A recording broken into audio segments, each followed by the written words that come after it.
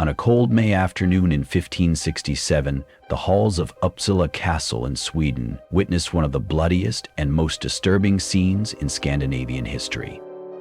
Eric XIV, crowned King of Sweden, wielding a dagger and followed by loyal guards, burst into the great council chamber where members of the powerful Sture family, the noblest lineage in the kingdom, had been gathered under false pretenses. With bloodshot eyes and foam escaping from the corners of his mouth, the monarch advanced toward the noble prisoner Sture and, in a fit of uncontrollable rage, stabbed him repeatedly while shouting accusations of treason.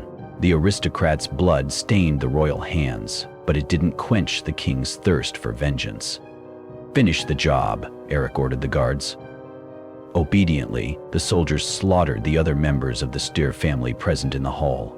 Hours later, after the bloodbath, the king was found wandering the nearby woods in a state of complete madness, dressed in rags, unrecognizable, drooling and laughing hysterically. Eric XIV had disappeared for days, and when his advisors finally found him, the King of Sweden was covered in mud, convinced he was God himself. This episode, known as the Sture murders, was not an isolated case of madness, but the climax of escalating paranoia, violence, and mental instability that defined one of the most terrifying and enigmatic reigns in Nordic history. As the promising son of the great Gustav Vasa, founder of modern Sweden, he transformed into a bloodthirsty tyrant who would end his days poisoned in a prison. To understand the tragedy of Eric XIV, we must return to the beginning of his life and follow the tortuous path that led a brilliant Renaissance prince to madness and murder. Eric was born on December 13, 1533, the firstborn son of King Gustav Vasa and his first wife, Catherine of Saxe-Lauenburg.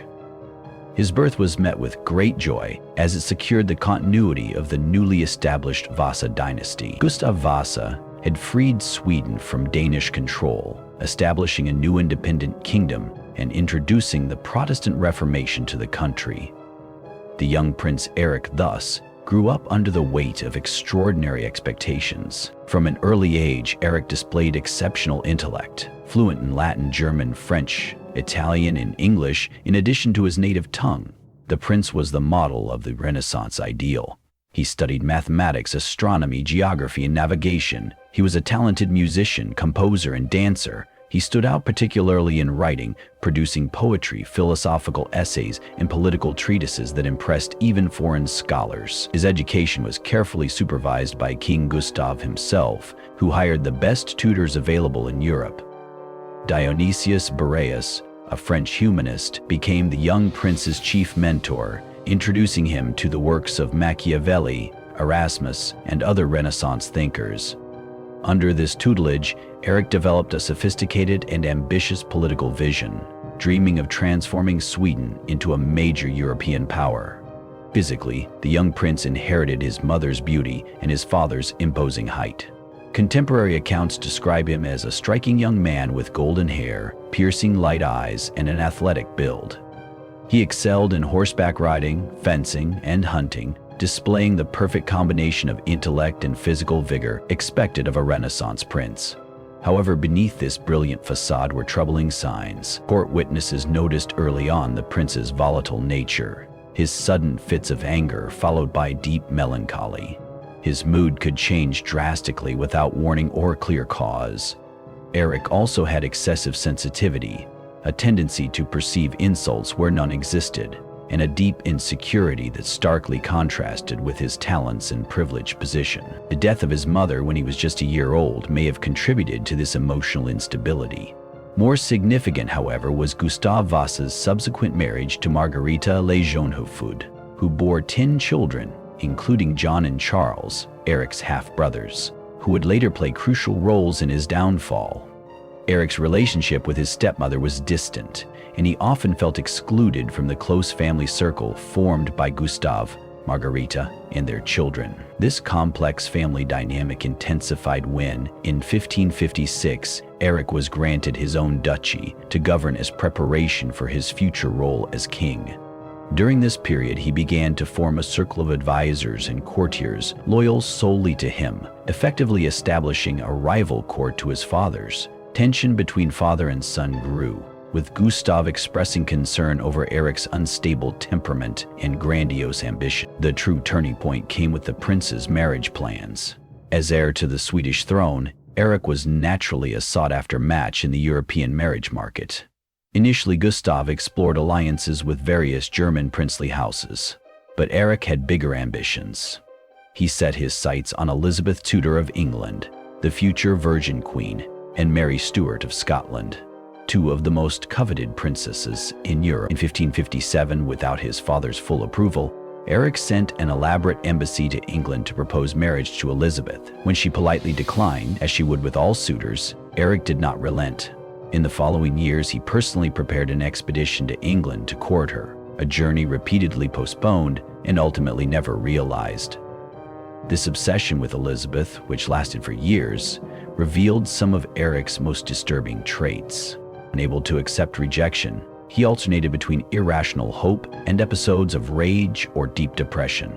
His closest advisors noticed that any mention of his marital status could trigger dramatic changes in his behavior. On September 29, 1560, Gustav Vasa died, and 26-year-old Eric ascended the throne as Eric XIV of Sweden. His coronation in June 1561 was one of the most splendid Sweden had ever seen. Determined to present himself as a modern Renaissance monarch, the new king spent enormous sums on decorations, entertainment, and displays of grandeur. Initially, Eric seemed to live up to the great expectations placed on him. Energetic and visionary, he launched an ambitious reform program, reorganized public administration, modernized the legal system, and strengthened the Swedish Navy. He sponsored artists, musicians, and scholars, transforming Stockholm into a cultural hub. In foreign policy, he sought to expand Swedish influence in the Baltic, clashing with Denmark, Poland, and Russia for control of the region. One of his first significant acts as king was elevating talented but non-noble individuals to positions of power, a policy that deeply angered Sweden's old aristocracy. His favorite, Göran Persson, the son of a priest, was appointed prosecutor general and quickly became the most powerful man at court after the king himself. Persson, intelligent but ruthless, implemented a surveillance system aimed at identifying potential traitors, creating a climate of fear and suspicion at court. It was during this early period of his reign that Eric began to show more evident signs of mental instability. Court accounts describe episodes where the king would shift from friendliness to fury in moments. At times, he locked himself in his quarters for days, refusing to see anyone. At others, he displayed frenzied energy, working tirelessly on various projects and sleeping only a few hours a night. The situation dramatically worsened with the start of the Northern 7 Years' War in 1563. This complex conflict pitted Sweden against a coalition that included Denmark, Lubeck, and Poland, Lithuania.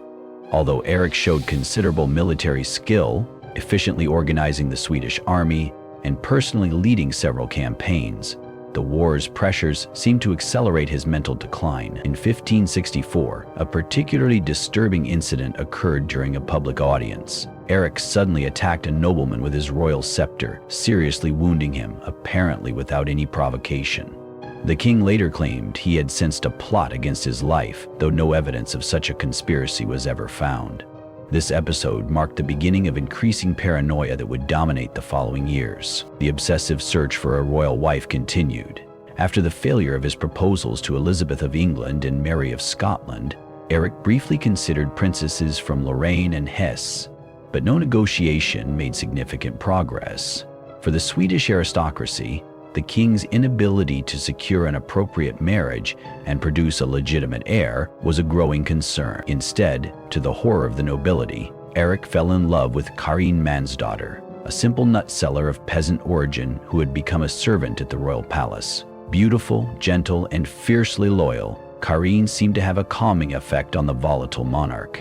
In 1565, she became his official mistress and was given rooms near the king's in the Stockholm palace. The following year, she gave birth to their first child, Sigrid. Eric's relationship with Karin, a commoner with no political connections or noble lineage, provoked outrage among the aristocracy. To make matters worse, Eric's half-brother John, Duke of Finland, had married Catherine Jagiellon, a Polish princess and sister to King Sigismund II of Poland-Lithuania, Sweden's enemy in the ongoing war. This marriage, made against Eric's express wishes, was interpreted by the king as an act of open betrayal. In 1563, Eric ordered the arrest of John and Catherine, who were tried for treason and sentenced to death. Although the sentence was never carried out, the couple spent 4 years imprisoned in Gripsholm Castle. This brutal treatment of his own brother shocked the Swedish court and foreign observers alike, revealing just how susceptible Eric had become to irrational fears of conspiracy. As the Nordic War dragged on and internal tension increased, Eric's behavior became increasingly erratic. Contemporary documents describe episodes in which the king seemed to suddenly lose touch with reality. In one notable instance, during a council meeting, he began speaking to invisible people, leaving his advisors stunned. In another, he was found hiding under a table, trembling in fear of imaginary assassins. Cour in person, aware that his own position depended entirely on royal favor, fueled the king's paranoia. He effectively created a secret police, encouraging accusations and conducting summary trials of supposed traitors. Many nobles were executed based on questionable evidence or simply for voicing criticism of the regime. Stockholm's prisons filled with political prisoners awaiting trial or execution. The old Swedish nobility, especially the Sture family, became the main target of Eric's suspicions. The Stures had been one of the most powerful families in Sweden before the rise of the Vasas and still held considerable influence. To Eric, every gesture or meeting involving a member of this family seemed part of a grand conspiracy to overthrow him. This climate of fear and distrust reached its peak in May 1567. Niels Sture, a widely respected young noble, was returning from a diplomatic mission in Germany when he was suddenly arrested on vague charges of treason. Cour in person led a rush trial that, unsurprisingly, ended in a guilty verdict. Although the formal sentence was prison, Sture's fate would be far worse. On the fateful afternoon of May 24th, Eric, who had shown extreme agitation for days, burst into the quarters where Niels Sture was being held. What followed was described by terrified witnesses. The king, in a state of complete delirium, personally attacked the young noble with a dagger, stabbing him repeatedly while screaming incoherent accusations. Not satisfied with this act of violence, Eric ordered his guards to execute other members of the Sture family who had been arrested, including Svante Sture, Niels's father, and Eric Sture, his brother. In the chaos that followed, nearly a dozen others associated with the Stures, including servants and political allies, were brutally murdered. Uppsala Castle turned into a scene of carnage, with bodies strewn through corridors and halls. Immediately after the massacre, Eric seemed to grasp the magnitude of what he had done. In a state of shock and panic, he fled the castle, disappearing for several days. When he was finally found by his advisors, the king was wandering the nearby forests, dressed in rags, speaking incoherently, and claiming at times to be God, and at others begging for forgiveness for his sins. During this complete breakdown, Sweden's effective government was taken over by an emergency council. Cour in person, the hated favorite, was immediately arrested, a calculated move to appease the enraged nobility. When Eric was eventually persuaded to return to Stockholm, he was in a deep depression, refusing to eat, speak, or engage in any state affairs. Surprisingly, after several weeks of acute crisis, Eric seemed to partially recover his sanity. In a remarkable turn, he publicly admitted guilt for the murders, offered compensation to the victims' families, and showed what appeared to be genuine remorse. To everyone's further astonishment, he released his brother John from prison and restored his titles and privileges. In what many saw as an attempt at personal rehabilitation, Eric formalized his relationship with Karin Mansdotter in July 1568. To the horror of the aristocracy, he secretly married the former nut seller. A few months later, after Karin gave birth to their son Gustav, Eric held a public and formal wedding, crowning Karin as Queen of Sweden, the first peasant-born woman in Swedish history to receive such an honor. This brief period of apparent stability, however, quickly gave way to new episodes of erratic behavior. Eric reinstated Cour in person, renewing persecutions against the nobility. Simultaneously, he tried to reconcile with his brother John by offering him positions of power at court, an inconsistency that baffled everyone.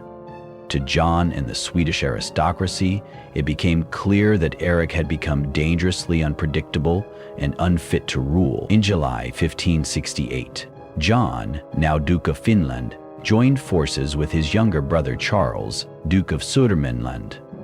Together they launched an open rebellion against Eric, with support from most of the nobility and large segments of the army. The princes marched on Stockholm. Eric surprisingly showed considerable military skill during the early conflict. He organized the capital's defense and nearly defeated the rebel forces in several skirmishes.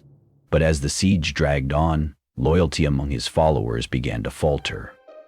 On September 29, 1568, exactly 8 years after he ascended the throne, Eric XIV was forced to surrender. John was proclaimed King of Sweden as John III, while Eric, Karen, and their children were imprisoned in Stockholm Castle. Göran Persson was executed to the great satisfaction of the nobility. A national assembly of clergy, nobles, burghers, and peasants formally deposed Eric, citing his madness and tyranny as justification. For the deposed king, a decade of imprisonment was just beginning. Over the next 9 years, Eric and his family were moved from prison to prison, with conditions gradually worsening.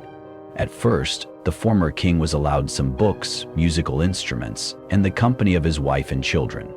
Karen Mansdotter showed extraordinary loyalty, staying with her husband through several years of captivity. However, John III constantly feared that Eric's supporters might try to restore him to the throne. In fact, several minor conspiracies did occur, though none came close to success. With each new plot uncovered, Eric's confinement grew stricter. In 1573, Karin and the children were finally separated from Eric and allowed to leave Sweden, settling in Finland. The former king, now completely isolated, sank into deep depression. During this period, he wrote extensively: diaries, scientific treatises, music, and especially desperate letters pleading for his release. Surviving documents from this time offer a fascinating and disturbing look into Eric's mind. They show a man alternating between moments of sharp clarity and paranoid delusion. In some diary entries, he offers sophisticated political analysis of European affairs. In others, he describes nocturnal visits from demons or elaborate conspiracies involving supernatural forces. Particularly notable was his ongoing obsession with astrology and alchemy. Eric believed he had discovered the exact date of the world's end through astrological calculations and worked obsessively on alchemical formulas to create the elixir of immortality. He also developed elaborate secret code systems, fearing his communications were being intercepted by invisible enemies. As the years passed and more plots to free him were discovered, John III became increasingly determined to eliminate the threat his brother represented. In 1577, after one especially serious conspiracy was uncovered, the king made a fateful decision. On February 26th of that year, Eric received his usual meal, pea soup. Unknown to him, the soup had been laced with arsenic, on John III's direct orders. According to contemporary accounts, Eric died in agony after several hours of intense suffering. He was 43 years old and had spent the last 9 years of his life as a prisoner. Rumors of poisoning spread quickly, but John III responded with an official proclamation claiming his brother had died of natural causes. Eric's body was buried without ceremony in Västerås Cathedral, with few present to mourn the king who had once been so promising and later so terrifyingly disturbed. Karin Mansdotter, informed of her husband's death, lived the rest of her life in Finland, remaining loyal to Eric's memory. She died in 1612, widely respected for her dignity and steadfastness in the face of tragedy. Their son Gustav lived in permanent exile, eventually serving as a mercenary for various European powers before dying in 1607. Modern analyses of Eric XIV's behavior suggest he suffered from a serious mental illness, possibly schizophrenia or bipolar disorder with psychotic features. Other historians and doctors have proposed alternative diagnoses, including porphyria, the same condition thought to have afflicted England's mad King George III, mercury poisoning from contemporary medicines, or even brain damage from undocumented injuries. What makes Eric's case especially fascinating and tragic is the stark contrast between his brilliant early life and his horrific end. The gifted Renaissance prince, fluent in multiple languages, talented in the arts and sciences, became a paranoid monarch who personally murdered nobles and died poisoned in a prison cell. His reign also marked a crucial turning point in Swedish history. Eric's attempt to centralize power, weaken the old aristocracy, and modernize the state had lasting consequences, though often not in the ways he intended. His reforms to the Swedish military and navy, for instance, contributed to Sweden's later rise as a major military power in the 17th century. Eric XIV's story continues to fascinate historians, psychologists, and the general public precisely because it raises disturbing questions about power, sanity, and the human cost of political ambition. His massacre of the Sture family, when the King of Sweden personally stabbed an unarmed noble and ordered the execution of many others, remains one of the most shocking episodes in Scandinavian history. In his psychological collapse after the murders, when he was found wandering the woods believing he was God, we see the complete disintegration not just of a king's mind, but of the medieval concept of sacred monarchy itself. The king's body, traditionally seen as the embodiment of the kingdom's health, had become a vessel of madness and violence. The fate of Eric XIV serves as a grim reminder of the fragility of the human mind and the dangers of absolute power. His legacy in Sweden remains complex and ambivalent. A monarch who modernized the state but murdered his subjects, a brilliant intellectual who succumbed to madness, a king who married a peasant but died alone, poisoned by order of his own brother. Eric XIV's bones were exhumed in the 20th century for scientific analysis, and tests confirmed lethal levels of arsenic, proving he had indeed been murdered, as long suspected. Even in death, the truth about Sweden's mad king remains shrouded in deception and manipulation, a fitting end to a life defined by an increasing inability to distinguish between reality and illusion, real danger and paranoid fear. Few European monarchs so perfectly embody the fall from greatness to madness as Eric XIV, the king who killed his own court and became a victim of the very violence he had unleashed. His reign remains a dark and gripping chapter in Scandinavian history, a cautionary tale of the terrible consequences when absolute power meets a fractured mind. Don't forget to subscribe so you won't miss a single episode. Every week I bring you new stories, heartfelt, gripping, and sometimes deeply haunting. Let each video take you on a journey you'll never forget.